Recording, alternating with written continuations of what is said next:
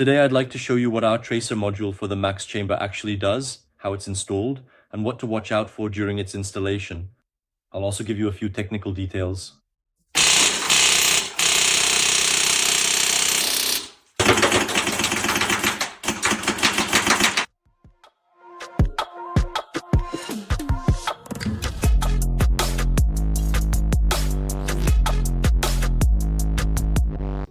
Our module actually operates at a voltage from 7 to 17 volts, so you don't have to worry about using it with a 7.4 LiPo, 8.4, 9.6, 11.1, 14.8, I think 4S LiPo.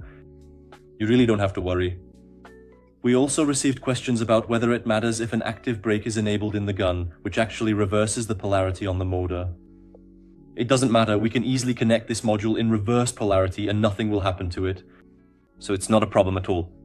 Our module connects directly to the control unit or to the cables that actually supply power to the motor. This means that when the motor runs, the tracer module will also run and will be lighting up the BBs. One of our customers, greetings to Inox from Earhard, let us know that his Gate Titan unit actually has direct output ports for some external accessories, but it has too low an output voltage and therefore the BBs were very poorly lit because the operating voltage was simply too low. In that case, we recommend actually soldering those wires to the outputs for the motor itself. That means plus minus from the motor and we're done. These cables very often also lead directly to the processor unit. For example, with Perun or Titan, it's the negative cable. And then a branch from the positive motor cable is also brought to that processor unit. That one is already very thin, a signal wire, but for the operation of the tracer unit, it's more than enough, so I really don't have to pull it all the way to the motor. In 99% of cases, it's enough right by the trigger on that unit. We also received questions about the power consumption of these modules. It is very, very low. Again, I could actually take a watt meter and measure what the draw is, but we're talking about, let's say, 1,000 shots, while lighting up the BBs will actually take away maybe like 1 or 2 shots from the total battery capacity. The consumption is really very, very low.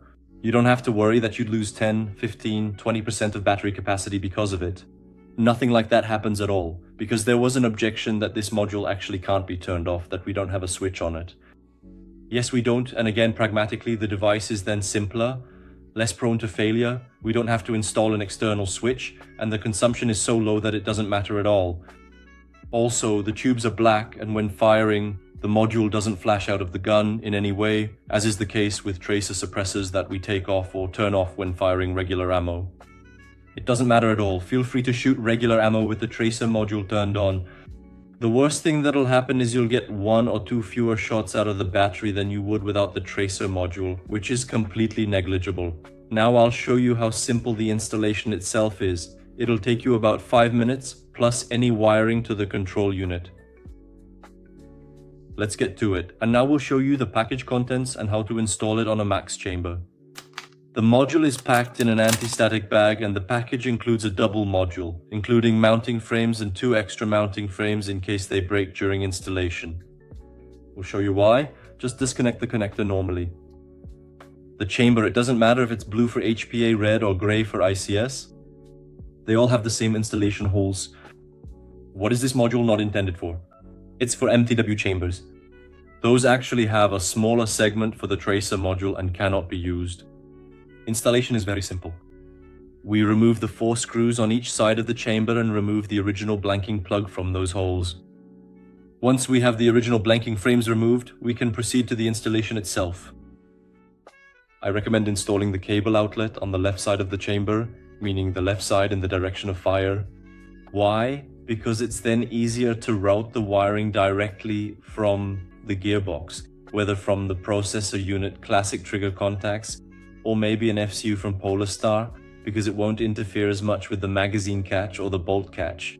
So we just place the frame, take a screw, and we won't tighten it right away to final tightness. We just want to catch the screw very lightly in the thread so that the frame still has some play. We take the second screw and put it on the opposite side at the bottom. Don't be afraid to really move those cables out of the way. They have a lot of strands inside, you won't break them as easily as common Chinese wires. We can show you later how finely braided those cables are and what they can withstand. And once I have those 4 screws caught in some way, I'll just tighten them up. Please don't over tighten it with force because you could very easily break the frame. It's made of resin from 3D printing. It's some kind of ABS-like tough. It should be more durable, but that doesn't mean it's like it's injection molded. So please really be careful. There's no need to tighten with great force the frame. There are no pressures on it, so it won't fall off. Once I have the left side properly positioned in the direction of fire, we take the cables and carefully wrap them around the chamber, making sure they are secure, and then install the other side in exactly the same way. Again, I'll put the screws in. First, we'll take them out of the original frames, just like before, starting with the first one on top.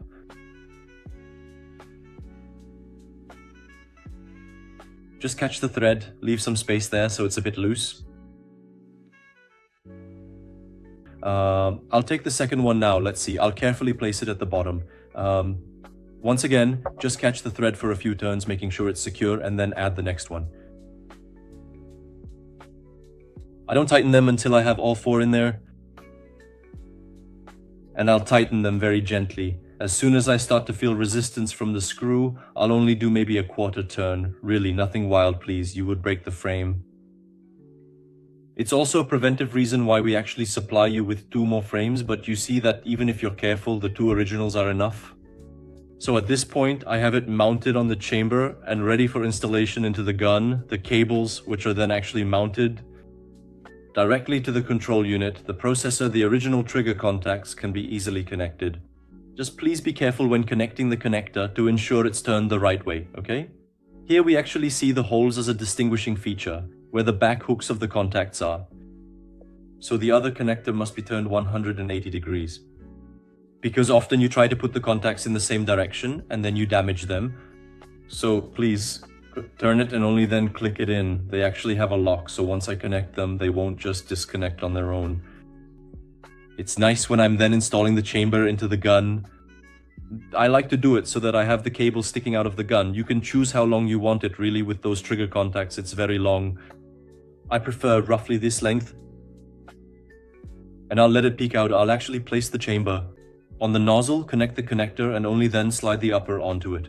Because the connector doesn't disconnect very easily, I can then use tweezers to manipulate it in the shaft and actually tuck it between the gearbox wall and make a little S shape out of the cables. Once I fold it like this, it doesn't fall out and stays in place. This is the version for AEG for installation on a control unit from Perun Airsoft, Jeftron, Asta, and so on. The installation for the version directly for the Polarstar control unit will be exactly the same. The end of the wiring will only be equipped with a 3-pin connector that will plug directly into the Polarstar control unit. There won't be any need to solder anything at all. Now we'll also show how to actually install the modules into the frames in case you manage to break one. We'll take the module and bend the cables so that they actually stick out of the module. Then I take the whole module and push it through the frame so that it's really all the way through. And once it's through, I just snap it in from the backside. Then I take the cables, and we have a groove modeled here for the wires. So first I bend the black one, then the red one, and push them into the groove. The cables then actually stay in place. In the exact same way, I proceed with the module that the cables pass through. So again, the cables should be sticking out, pointing outwards. I take the frame, and this part might be a bit more difficult, but I just push it through. Once the module is through, I just rotate it and set it in place. Once it's set, I just straighten out the cables again, where I like to push with my left thumb, press with my right thumb, pull a bit, and wiggle it like this. The cables then basically settle into the position I want. And it's exactly the same for the output cables, the ones with the connector. This is actually a module without a connector yet. We'll be installing that later. That doesn't change anything. So now I have the module ready for installation on the chamber. Now, let's see what happens if I over-tighten that screw. Up here, not much happens because the frame is recessed into the chamber body.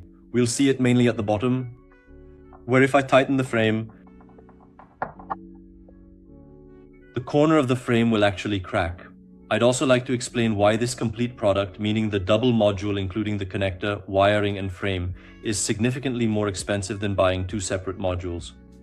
It's because the labor involved is quite time-consuming, but we don't want to close the door on handy people who have the skills to install it themselves. Buy the modules separately, feel free to print the frames yourself, or buy them extra. We also sell the frames on their own. solder it together and install it into your gun. In my opinion, it's a great solution and we wanted to keep the door open for everyone. So we don't have a tracer unit, we have a tracer chamber, and we'll show you how our UV modules work specifically in this setup we've configured for a customer.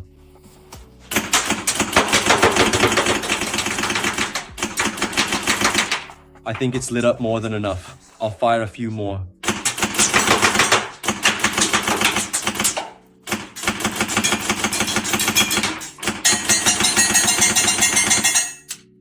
And even on full auto, you can see it lights up well, even though the BB doesn't spend as much time in the chamber.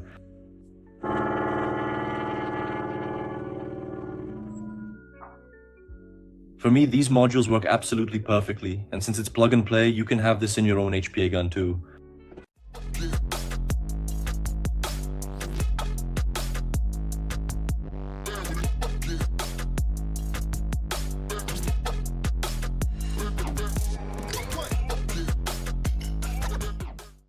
Now let's see what happens if I tighten these screws too much. So I'll take and tighten it. Well, it didn't even crack, damn it. Because there's a shoulder in the back, so I'll tighten the bottom one.